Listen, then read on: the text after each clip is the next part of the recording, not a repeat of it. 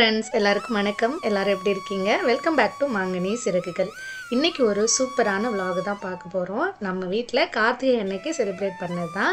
So கார்த்திகைக்கு 2 நாளைக்கு முன்னாடியே வந்து சாமி ரூம் எல்லாம் எப்போதும் போல க்ளீன் பண்ற மாதிரி க்ளீன் பண்ணியாச்சு. எனக்கு சாமி ரூம் க்ளீன் பண்றதுக்கு எப்படியும் ஒரு நாள் வந்து தேவைப்படும். ஏன்னா மற்ற வீட்டு வேலைகள் எல்லாம் முடிச்சிட்டு அதுக்கு பிறகு இதில் ஃபுல்லாக டீப் க்ளீனிங் பண்ணோம் அப்படின்னா கொஞ்சம் டைமே எடுத்துக்கும். ஏன்னா ஷெல்ஃப் எல்லாமே க்ளீன் பண்ணி ஃபோட்டோஸ் எல்லாமே வெளில எடுத்து விளக்கு எல்லாமே கழுவி வச்சு முடிக்கிறதுக்கு அப்படி இப்படின்னு ஈவினிங் வேறு ஆயிரும். கரெக்டாக எனக்கு அன்னைக்கு வந்து ஸ்கூல் வந்து பசங்களுக்கு லீவ் விட்டுருந்தாங்க. ஏன்னா இங்கே பெங்களூரில் வந்து எக்ஸ் சீஃப் மினிஸ்டர் இறந்துருந்தாங்களே, ஸோ அதனால அன்னைக்கு வந்து கவர்மெண்ட் லீவ் விட்டுருந்தாங்க.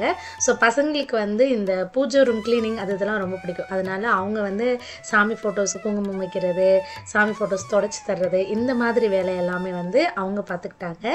இதுலேயே வந்து சண்டை வேறு, யார் சந்தனம் வைக்கிறது, யார் குங்குமம் வைக்கிறது, இந்த மாதிரிலாம் சில பல மோதல்களுக்கு அப்புறமா ஒரு வழியாக எனக்கு நல்லபடியாக வந்து சாமி ஃபோட்டோஸ் எல்லாமே தொடச்சி மஞ்சள் குங்குமம் எல்லாம் அவங்க தான் வச்சு கொடுத்தாங்க. நான் வந்து விளக்கு எல்லாமே கழுவி வச்சுட்டு அதுக்கு மஞ்சள் குங்குமம் வச்சு நீட்டாக அரேஞ்ச் பண்ணி வச்சுருந்தேன். அதுக்கப்புறம் மறுநாள் வந்து பரணி தீபம் ஏற்றலாம் அப்படின்னு நான் வந்து முதலாக இந்த தடவை தான் வந்து பரணி தீபம் வந்து ஏற்றிருக்கிறேன். ஸோ நிறைய நம்ம யூடியூப் இதெல்லாம் பார்த்து தான் வந்து நானுமே வந்து இந்த தடவை பரணி தீபம் ஏற்றலாம் அப்படின்னு 5 விளக்கு வச்சு ஏற்றுவாங்கள்ல, அது வந்து இந்த பரணி நட்சத்திரத்தில் இது வந்து யமனுக்கு பிடிச்ச நட்சத்திரமா. ஸோ இந்த நாள் அன்னைக்கு தீபம் ஏற்றணும் அப்படின்னா யமதர்மராஜா வந்து நம்மளுக்கு வந்து நம்மளை வந்து அணுக மாட்டார், அதாவது அவருடைய ஆசீர்வாதம் நமக்கு இருக்கும், நீண்ட நாள் நம்ம ஆயுளோடு இருப்போம் அப்படிங்கிற மாதிரி வந்து அதில் சொல்லியிருந்தாங்க. ஸோ அதனால் நான் வந்து இந்த பரணி தீபம் வந்து ஏற்றினேன். ஸோ 5 தீபம் வச்சு அதில் வந்து 2 திரியாக போட்டுட்டு அதை சுற்றி கொஞ்சம் விளக்கில் வந்து பூவெல்லாமே வச்சுட்டு விளக்கில் ஃபஸ்ட்டு மஞ்சள் குங்குமம் எல்லாம் வச்சுட்டு அதுக்கு பிறகு இந்த தீபம் ஏற்றினேன். ரொம்பவே சந்தோஷமாக இருந்துச்சு இந்த தீபம் ஏற்றும் போது. அதுவும் முதல்ல ட்ரை பண்ணி நானுமே ஒரு 2-3 பேருக்கு சொல்லி அவங்களையுமே வந்து ஏற்ற சொல்லியிருந்தேன். இது வந்து மறுநாள் காலையில். ஸோ காலையில் வந்து 2 நாளாகவே வந்து புயல் சொல்லியிருந்தாங்கல்ல நம்ம தமிழ்நாடு பக்கம்லாம், அதனாலே வந்து இங்கேயுமே வந்து மழை பெஞ்சிக்கிட்டே இருந்துச்சு. ரொம்ப பெரிய மழையாக இல்லை, ஆனால் தூறல் போடுற மாதிரியே அந்த மாதிரியே இருந்துச்சு. ஆனாலும் காலையில் வந்து நான் வாசலில் கோலம் போடும்போது ஓரளவுக்கு மழையெல்லாம் இல்லை, அதனால கொஞ்சம் பெரிய கோலமாகவே போட்டு அதில் காவியிலே வந்து கலர் எல்லாமே பண்ணி வச்சுருந்தேன். கார்த்திகை அப்படிங்கிறனால ஃபுல்லாக விளக்கு கோலமாக தான் போட்டு வச்சுருந்தேன். அதுக்கப்புறம் வந்து மழை வந்து லேசாக தூரிட்டே இருந்துச்சு. அதனால் ஃபஸ்ட்டு போயிட்டு மாடியில் உள்ள ரூமையும் இந்த இடத்தையுமே நல்லா கழுவி விட்டு வந்துடலாம் அப்படின்னு சொல்லிட்டு மாடியை வந்து நல்லா தொடச்சி விட்டுட்டு இது ஃபுல்லாக நல்லா தண்ணி ஊற்றி தென்னந்தொடப்பை வச்சு தேய்ச்சி கழுவி எடுத்துட்டேன். ஏன்னா மழைக்கு அதுக்கும் கொஞ்சம் வழுக்கிற மாதிரியே இருந்துச்சு. இந்த இது பார்த்திங்கன்னா தெரியும், லேசாக வெள்ளையாக இருக்குல்ல, அது எல்லாமே வந்து தூரத்தில் பார்க்கும்போது தெரியுதுல, அது எல்லாமே குட்டி குட்டியாக தூறல் போட்டுகிட்டே இருந்துச்சு. அதனால் ஃபஸ்ட்டு வந்து மேல் வீடெல்லாம் க்ளீன் பண்ணிவிட்டு வந்துட்டேன்.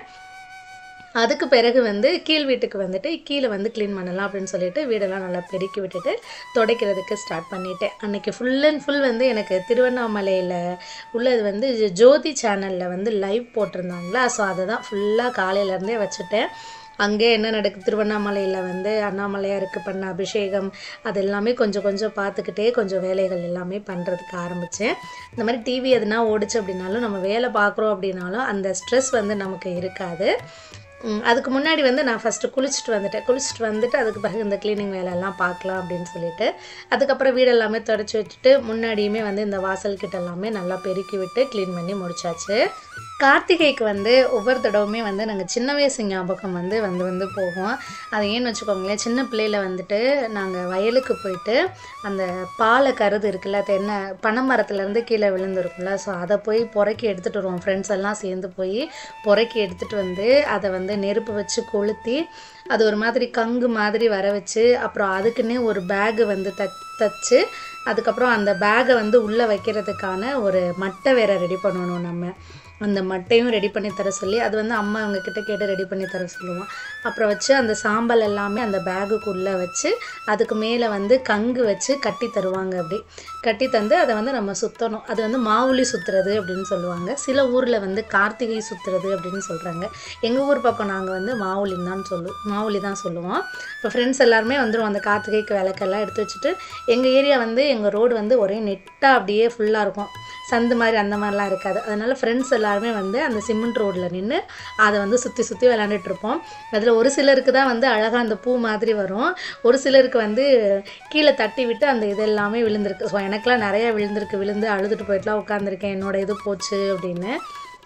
ஸோ இந்த மெமரிஸ் எல்லாம் யாருக்கு இருக்குன்னு சொல்லுங்கள், யாரெல்லாம் இந்த மாவுளி சுற்றிருக்கீங்க அப்படின்னும் சொல்லுங்கள். நானுமே இப்போ வந்து வாசல் எல்லாமே கழுவி முடிச்சுட்டு நிலைவாசலுக்கு வந்து மஞ்சள் குங்குமம் வச்சுட்டு கோலம் போட்டுடலாம் அப்படின்னு சொல்லிட்டு அதுக்குமே வந்து கோலம் போட்டாச்சு. ஸோ விளக்கு தான் இன்றைக்கி ஃபுல்லாக முழுக்க விளக்காக தான் வரைஞ்சி வச்சேன். கீழேயும் விளக்கு தான், மேல் வீட்லேயும் வந்து விளக்கு தான் வந்து போட்டுட்டு வந்தேன்.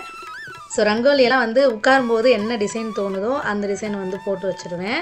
ஸோ இங்கேயுமே வந்துட்டு துளசி செடிக்கு முன்னாடி அங்கேயுமே சும்மா ஒரு எக்ஸ் மாதிரி போட்டு அதில் ஒரு 4 விளக்கு வச்சு நடுவில் மஞ்சள் குங்குமம் வச்சு அங்கேயுமே கோலம் போட்டு முடிச்சிட்டேன்.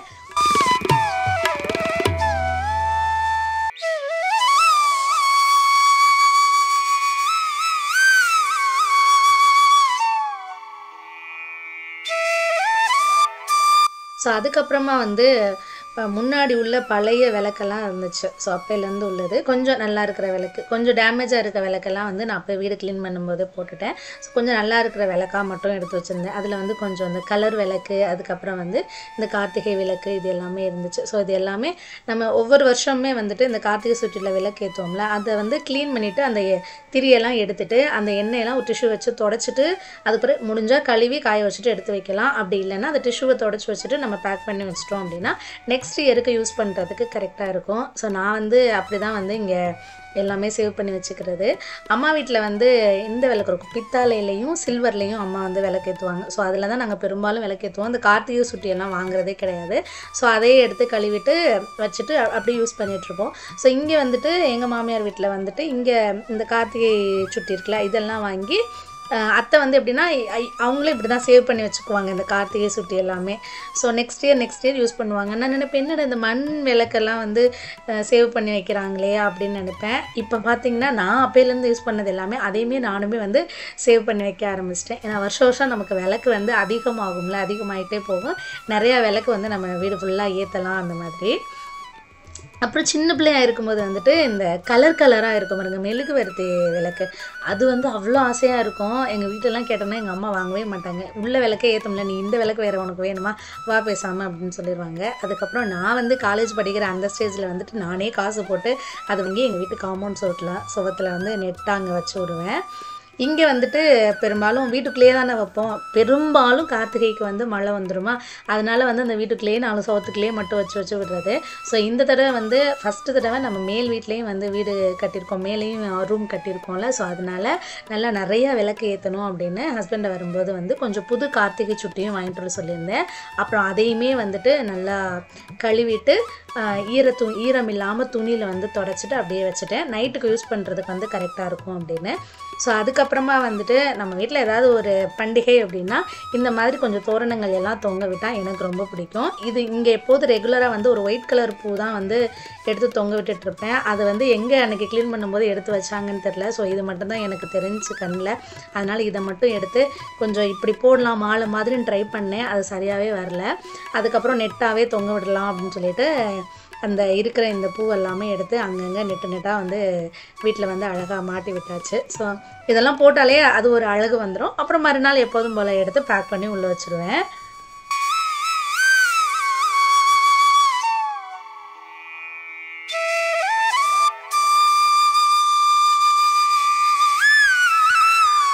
அதுக்கப்புறமா இன்றைக்கி வந்து லேட்டாக தான் சமையலுக்கே போனேன். ஏன்னா வந்து ஹஸ்பண்ட் சொன்னாங்க அவங்களுக்கு மத்தியானம் சாப்பாடு வேண்டாம் அப்படின்னு சொல்லிட்டாங்க. நானுமே ஒரு ஆள் தானா, சரி என்ன நம்ம ஒரு ஆளுக்காக மட்டும் என்னத்துக்கு, அதனால் நைட்டுக்கே சேர்த்தே செஞ்சிடலாம் அப்படின்னு சொல்லிட்டு கொஞ்சம் நிதானமாகவே செய்கிறதுக்கு ஸ்டார்ட் பண்ணேன். இந்த வேலையெல்லாம் எனக்கு முடிச்சுட்டு வர்றதுக்கே வந்து ஒரு 1:30 கிட்ட ஆகிடுச்சு. எப்போதும் வந்து ஒரு 11 o'clockலாம் முடிச்சுட்டு மத்தியானம் சாப்பாடு செய்கிறதுக்கு ஸ்டார்ட் பண்ணிடுவேன். ஏன்னா மத்தியானத்துக்கு சாமி கும்பிட்றதுனால. இந்த தடவை இவங்க சாப்பாடு எல்லாமே நைட்டுக்கே சேர்த்து செஞ்சிடு அப்படின்னு சொன்னதுனால சரி நைட்டுக்கு தானே அப்படிங்கிறதுனால கொஞ்சம் பொறுமையாகவே எல்லா வேலையுமே செய்கிறதுக்கு ஸ்டார்ட் பண்ணேன். அப்புறம் வந்து அவங்க வந்து கேட்டாங்க, நான் வந்து சுண்டல் கொஞ்சம் ஊற வச்சு வச்சுருந்தேன் முதல் நாளே, வெண்டைக்காய் மண்டி பண்ணலாம் அப்படின்னு சொல்லிட்டு. அவங்க வந்து பார்த்துட்டு, ஓ சுண்டல்லாம் இன்னைக்கு அவிக்கிறியா அப்படின்னாங்க. அப்போ நீ வடையெல்லாம் போடுவில்ல இன்னைக்கு அப்படின்னாங்க. சரி என்ன வடை வேணும் கேளுங்க அப்படின்னு சொன்னேன். ரெண்டுலேயுமே கொஞ்சம் கொஞ்சம் போடு அப்படின்னாரு. சரி அவர் கேட்டார் அப்படின்னு சொல்லிட்டு 2 வடையுமே நான் வந்து பருப்பு வடை மட்டும்தான் பிளான் வச்சுருந்தேன். அவர் கேட்டதுனால சரி பருப்பு வடை உளுந்த வடை 2மே போட்டுடலாம்னு சொல்லிட்டு ஃபஸ்ட்டு குக்கிங் ஸ்டார்ட் பண்ணுறதுக்கு முன்னாடியே இந்த 2 பருப்பையுமே வந்து உளுந்தையும் பருப்பையும் எடுத்து கழுவிட்டு ஊற வச்சுட்டேன். அதுக்கப்புறமா வந்து சாம்பார் செய்யலாம் அப்படின்னு சொல்லிட்டு சாம்பாருக்காக பருப்பு வந்து குக்கரில் வச்சுட்டேன். இன்றைக்கி வந்து நம்ம எப்போதும் செய்கிற இந்த சாம்பார் மண்டி கூட்டு மட்டும் செய்யலை, அதுக்கு பதிலாக பொரியல், முட்டைக்கோஸ் பொரியல் இந்த மாதிரி தான் வந்து இந்த தடவை. ஸோ இதெல்லாம் பெரும்பாலும் நம்ம சேனலில் அடிக்கடி பார்த்துருக்கோம். அதனால் வந்து குக்கிங் மட்டும் நான் ரொம்ப டீப்பாக எடுக்கல, சும்மா மேலோட்டமாக மட்டும்தான் வந்து வீடியோஸ் நான் எடுத்தேன். ஏன்னா நிறைய நம்ம கார்த்திகை இதெல்லாம் போட்டிருக்கோம். அதே மாதிரி ஒவ்வொரு கார்த்திகைக்குமே வந்துட்டு முருங்கைக்கீரை வந்து பொரியல் பண்ணிடுவேன். இந்த தடவை வந்து சுத்தமாக முருங்கைக்கீரை வாங்கிட்டு வரதுக்கு மறந்துட்டேன். எப்போதும் வந்து சித்தி வீட்டிலேருந்து இந்த டைமில் சித்தி வீட்டுக்கு போயிருப்பேன், எதுக்காவது ஒரு ரீசனுக்கு அங்கேருந்து ஒடிச்சிட்டு வந்துடுவேன். ஸோ இந்த தடவை வந்து எங்கள் ஏரியாலையுமே வந்து கிடைக்கல முருங்கைக்கீரை, அதனால் முருங்கைக்கீரை மட்டும் மிஸ் ஆகிடுச்சு. அதுக்கப்புறம் இந்த பக்கம் வந்து சாதத்துக்கும் வச்சுட்டேன். இங்கே வந்து கொண்டைக்கடலை வந்து வெண்டைக்காய் மண்டிக்காக வெள்ளை கொண்டைக்கடலை வந்து வேக வச்சுருந்தேன். ஸோ அதுவும் வந்துட்டுருக்கு. அப்புறம் பால் வந்து அவல் பாயாசம் பண்ணலாம் அப்படின்னு சொல்லிட்டு பால் வந்து ஃபஸ்ட்டே காய்ச்சி வச்சுக்கிட்டாச்சு. ஸோ என்னென்ன செஞ்சுருக்கேன்னு பார்க்கலாமா?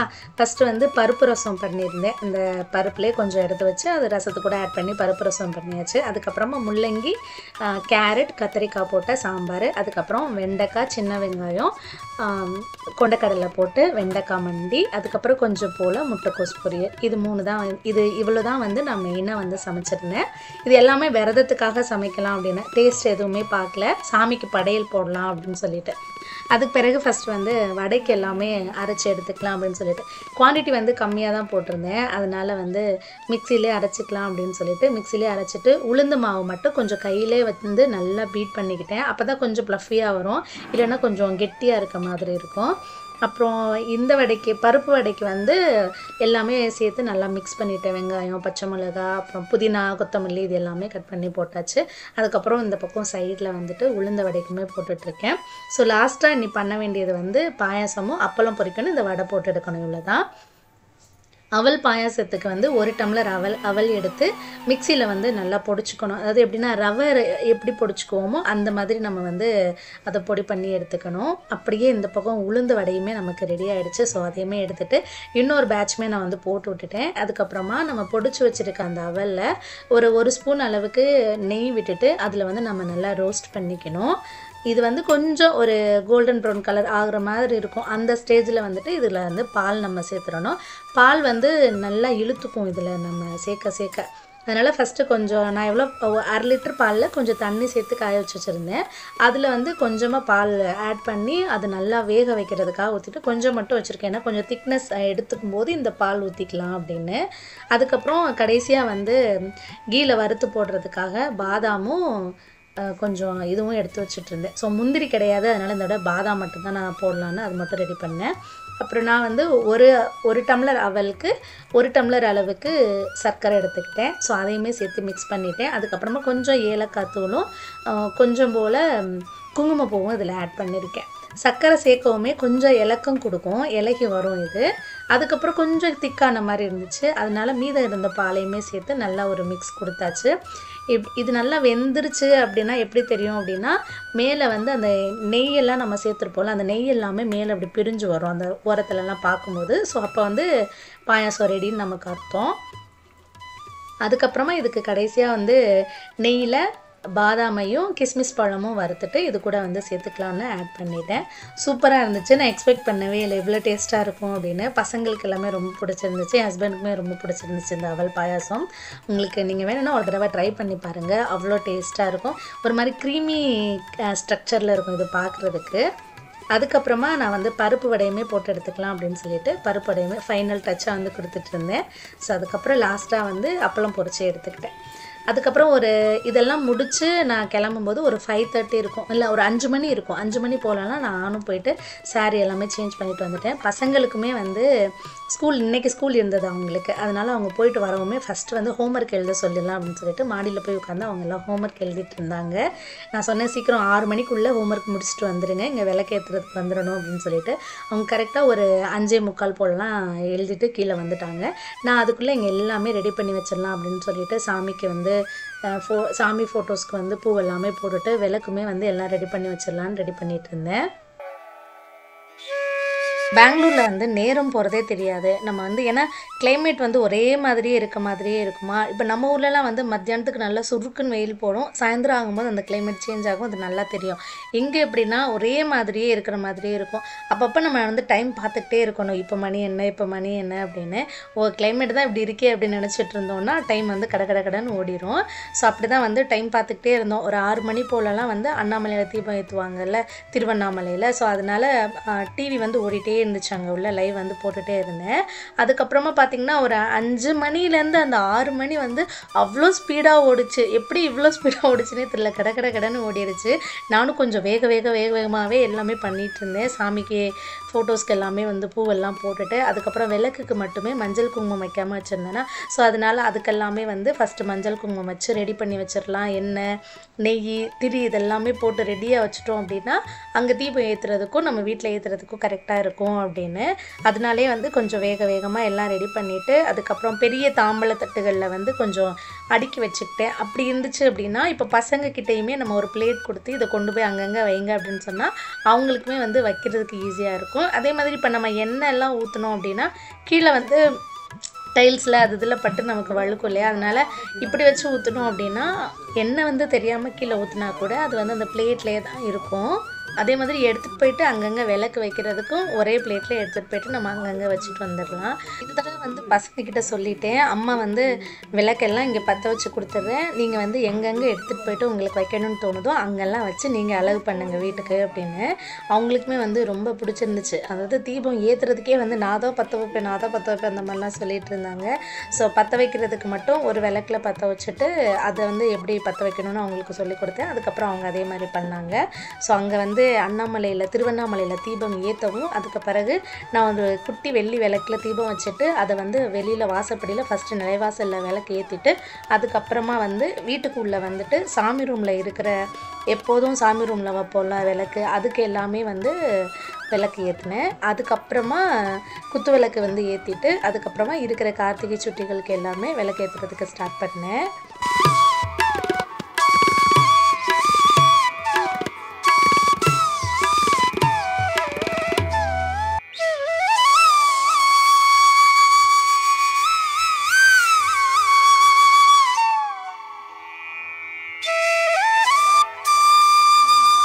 சம்யும் சம்ருத் 2 பேருமே வந்து கிளம்பிட்டும் வந்துட்டாங்க. அவங்க ஹோம்ஒர்க் முடிச்சுட்டு வந்து கிளம்புறதுக்கு தான் வந்து கொஞ்சம் லேட் ஆயிடுச்சு.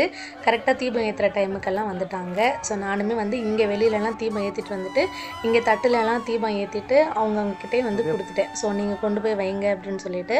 ஸோ சம்ருத் சம்யு தான் வந்து எல்லா இடத்துலையுமே வச்சாங்க. நான் வந்து வீட்டுக்குள்ளேருந்து சொல்லிட்டு இருந்தேன் எங்கெங்கே வைக்கணும். ஃபஸ்ட்டு வந்து கிச்சனில் ஒன்று வைங்க, ஹாலில் ஒன்று வைங்க, பாத்ரூமில் ஒன்று வைங்க, அப்புறம் வெளியில் வாசப்படிக்கிட்டெல்லாம் ஒன்று வச்சுட்டு வாங்க அப்படின்னு சொன்னேன். ஸோ 2 பேருமே வந்து ரொம்ப இன்ட்ரெஸ்ட் எடுத்து பண்ணினாங்க. ஸோ இந்த மாதிரி பசங்க வந்து ஒரே இடத்துல உட்காந்தே இருக்காமல் கொஞ்சம் இந்த மாதிரி நம்ம எதுனா ஒன்று சொன்னோம் அப்படின்னா அவங்க அப்படி செஞ்சுட்டு வந்தாங்கன்னா அவங்களுக்கும் இன்ட்ரெஸ்ட் இருக்கும். இன்னொன்று வந்து டிவியே பார்த்துட்டு ஒரே இடத்துல உட்காந்துட்டும் இருக்க மாட்டாங்க. சம்ருத்துக்குமே வந்து கொஞ்சம் இன்ட்ரெஸ்ட்லாம் இருந்துச்சு. கொடுங்கம்மா நானே பற்ற வைக்கிறேன் அந்த மாதிரிலாம் சொல்லிட்டு இருந்தாங்கனோ. இதில் என்னென்னா இவங்க 2 பேர்கிட்ட வேலை கொடுத்தோம். என்ன ஒரு பெரிய பிரச்சனைனா சண்டை வந்துடும். 2 பேரும் சேர்ந்து ஒற்றுமையாக பண்ண மாட்டாங்க. அது நான் தான் பண்ணுவேன், இது அம்மா எனக்கு தான் சொன்னாங்க, இது உனக்கு தான் சொன்னாங்க அப்படின்னு சொல்லிட்டு பாதி வந்து 2 பேருக்குமே சண்டை வந்துடும். இதிலே பாதி நமக்கு வந்து டென்ஷன் ஆயிடும். அதனால் நான் வந்து கார்த்திகை தீபத்துக்கு விளக்கு வைக்கும்போது சொல்லிகிட்டே இருந்தேன், சண்டை போடாமல் எடுத்துகிட்டு போயிட்டு வச்சுட்டு வரணும் அப்படின்னு சொல்லிட்டு. அதுக்கு பிறகு பரவாயில்ல, அன்றைக்கி வந்து சண்டை வந்துச்சு, பட் லேட்டாக தான் வந்துச்சு. சாயந்தரம் விளக்கு வைக்கும் போதெல்லாம் 2 பேருமா சேர்ந்து வச்சுட்டாங்க. சமயக்கு வந்து இந்த இதுலலாம் கொஞ்சம் இன்ட்ரெஸ்ட் இருக்கும். ஏன்னா நான் வந்து வீட்டிலலாம் பண்ணுறேன்ல, பூஜை பண்ணுறது, இந்த மஞ்சள் குங்குமம் வைக்கிறது, நிலைவாசலுக்கு மஞ்சள் குங்குமம் வைக்கிறது, கோலம் போடுறது, இதெல்லாம் அவள் நான் பண்ணுறதை பார்த்துட்டே இருக்காள். அதனால வந்து அவளுக்குமே கொஞ்சம் இன்ட்ரெஸ்ட் இருக்கும். பட் இன்னும் கோலம்லாம் போடுறதுக்கு வந்து தெரியலை, நான் வாய்ப்பும் கொடுக்கல அவளுக்கு. பட் அவள் இன்ட்ரெஸ்ட் எடுத்து பண்ணானா நான் அதை தடுக்கிறதும் கிடையாது. ஆனால் அதில் வந்து ஒரு கோலம் போட்டுக்கணும், போட்டு பார்க்கணுங்கிற ஆசையெல்லாம் அவளுக்கு இருக்குது. பட் டைம் தான் இருக்கிறதில்ல இங்கே அது பண்ணி பார்க்குறதுக்கு. அதுக்கப்புறமா வந்து குத்து விளக்கு வந்து நான் ஏற்றுறதுக்கு முன்னாடியே சம்ருத் வந்து நான் ஏற்றவாமா அப்படின்னு சொல்லிட்டு ஏற்றிட்டு இருந்தான் அவனுமே. அதுக்கப்புறம் நானுமே வந்துட்டு எப்போதும் ஒரு குத்து விளக்கு வந்து பூ சுற்றி அலங்காரம் பண்ணிவிட்டு ஏற்றுவேன். அஞ்சு முகத்துலேயும் வந்து திரி எரிய விட்டு ஏற்றுவேன். ஸோ அது மாதிரி இந்த சாமி ரூமுக்கு முன்னாடி ஒரு டைல்ஸ் ஒன்று போட்டிருப்போம், ஃப்ளவர் டைல்ஸ் மாதிரி. அது கொஞ்சம் கோல்டன் கலரில் இருக்க மாதிரி இருக்கும். அந்த இடத்துல வச்சு ஏற்றும் போது வந்து லைட்லாம் ஆஃப் பண்ணிட்டு பார்க்கும்போது அது கொஞ்சம் ஜொலிக்கிற மாதிரி இருக்கும். அப்போ இந்த விளக்கு எரியும் போது அழகாக இருக்கும். அதுக்கப்புறமா தான் சம்மி வந்துட்டு இந்த விளக்கு ஏற்றிட்டிங்களா நீங்கள் அப்படின்னு வந்து கேட்டால். ஸோ அதுக்கப்புறம் அவங்க அப்பா வந்து சரி 2 பேரும் ஏற்றுற மாதிரி பண்ணுங்க அப்படின்னு சொல்லிட்டு அதுக்கப்புறமா நாங்கள் இப்படிலாம் ஃபோட்டோஸ் எடுத்தோம். அதுக்கப்புறம் குட்டீஸுங்களே அவங்கவுங்க எங்கெங்கே வைக்கணுமோ அது எல்லாமே இங்கே கீழே ஃபுல்லாக அவங்க தான் வந்து எல்லா இடத்துலையுமே வந்து விளக்கு ஏற்றுனாங்க. மாடிக்கு வந்து நான் அப்புறமா எடுத்துகிட்டு போனேன் மேலே ஏற்றுறதுக்காக. இன்னுமே ஸ்டெப்ஸு ஃபுல்லாக வைக்கலான் இருந்தோமா. ஆனால் பார்த்தோன்னா மாடியில் வந்து கொஞ்சம் காற்றடிக்கிறதுக்கு ஸ்டார்ட் ஆகிடுச்சு. அதுக்கப்புறம் என்னாச்சுன்னா கொஞ்சம் ஒவ்வொரு விளக்குமே வந்து வச்சு அமர்றதுக்கு ஸ்டார்ட் ஆகிடுச்சு. அதுக்கப்புறம் சரின்னு கொஞ்சம் காற்று அடிக்காத பக்கமாக திருப்பி வச்சு அப்படி பண்ணிகிட்டு இருந்தோம். ஆனாலுமே வந்து ஓயாமல் இந்த மாதிரி இருக்கவும் சம்ருத் சாமி வந்து போய் பற்ற வச்சுக்கிட்டே இருந்தாங்க. அவங்க அமர்ந்து போகும்போதெல்லாம் அவங்க போய் பற்ற வச்சுக்கிட்டே இருந்தாங்க. ஸோ நானுமே வந்து இன்னொரு தாம்பூல தட்டத்தில் கொஞ்சம் விளக்கெல்லாம் எடுத்துகிட்டு மாடிக்கு வந்துட்டு மாடியில் வைக்கலாம் அப்படின்னு சொல்லிட்டு எங்கேயுமே கொஞ்சம் எடுத்துகிட்டு வந்து நான் வச்சேன். அதுக்குள்ளேயே வந்து குட்டீஸுங்க வந்து அங்கங்கே நிறையா வச்சுருந்தாங்க.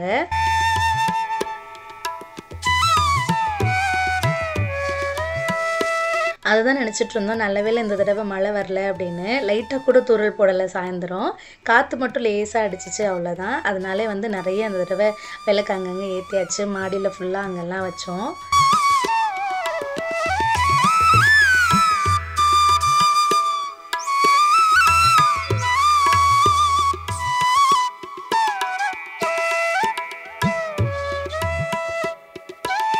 அதுக்கப்புறம் சம்ருத் வந்து மேலேருந்து எடுத்துகிட்டு போயிட்டு கீழே நான் கோலம் போட்டிருந்த இடத்துல வந்து வச்சுட்டு வரேன்னு சொல்லிட்டு போயிட்டு வச்சுட்டு வந்துட்டு இருந்தான்.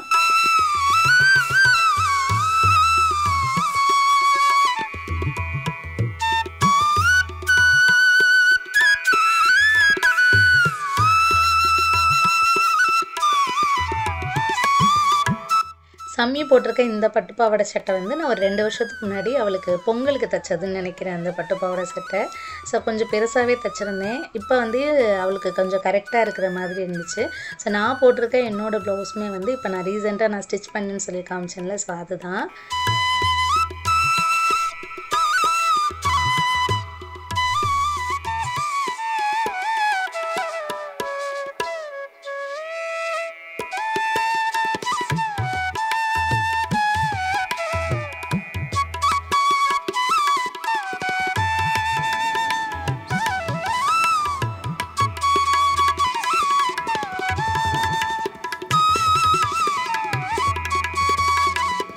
சம்மி வந்து அவன் மட்டும் ரொம்ப நேரமாக உட்காந்து இங்கே வாசப்படிக்கு முன்னாடி ஏதோ பண்ணிகிட்டு இருந்தான். அவங்க அப்பா போனாங்க, இது என்ன பண்ணிகிட்ருக்கு அப்படின்னு பார்த்தா கோலமாவு இருக்குல்ல, அதை எடுத்து ரவுண்டாக ஒரு இடத்துல புள்ளி மாதிரி வச்சுட்டு அதை சுற்றி கொஞ்சம் பூ வந்து உதிரிப்பூ கொஞ்சம் நிறையா இருந்துச்சு, ரோஸ் உள்ளது. அந்த ரோஸோட இதழ்களை எல்லாமே பிச்சு ஃப்ளவர் மாதிரி 2 பக்கமுமே அழகாக வச்சுட்டு இருந்தா.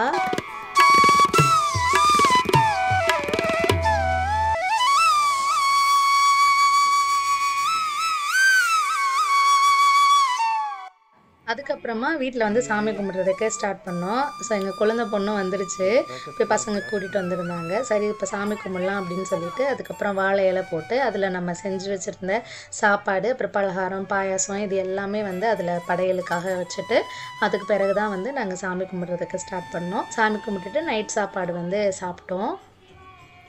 வெளியில் ஏற்றி வச்சுருந்த குத்து விளக்கை அப்படியே எடுத்துகிட்டு போயிட்டு மகாலட்சுமி ஃபோட்டோக்கு முன்னாடி வச்சுட்டேன். அங்கே வந்து அந்த பூ எல்லாமே டெக்கரேட் பண்ணி வச்சுட்டேன்.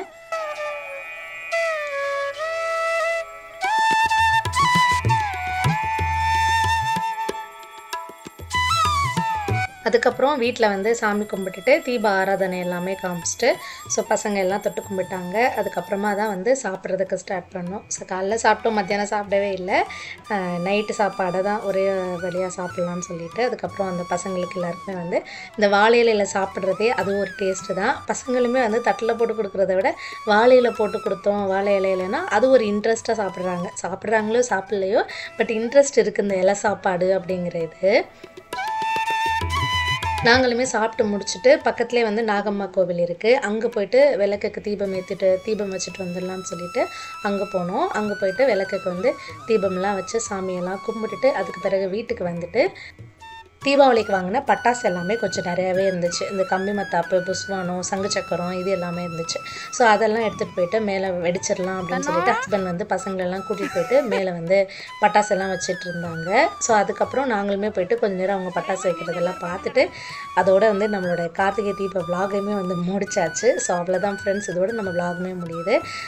ஸோ இப்படி தான் நம்ம வீட்டில் கார்த்திகை தீபம் வந்து செலிப்ரேட் பண்ணோம். ஸோ நீங்களுமே வந்து நல்லபடியாக சந்தோஷமாக கார்த்திகை தீபத்தினால இதை விட பிரம்மாண்டமாக சூப்பராக கொண்டாடி இருப்பீங்கன்னு நான் நம்புகிறேன். நம்ம vlog உங்களுக்கு பிடிச்சிருந்துச்சு அப்படின்னா மறக்காமல் சேனலை லைக் பண்ணி சப்ஸ்கிரைப் பண்ணி வச்சுக்கோங்க. அப்படியே அந்த பெல் ஐக்கானை கிளிக் பண்ணிடுங்க. அப்போ தான் நான் அப்லோட் பண்ணுற வீடியோஸோட நோட்டிஃபிகேஷன்ஸ் எல்லாமே உங்கள் மொபைலுக்கு வரும். நான் இன்னொரு வீடியோவில் உங்கள் எல்லாரையும் சந்திக்கிறேன். அது வரைக்கும் பாய்.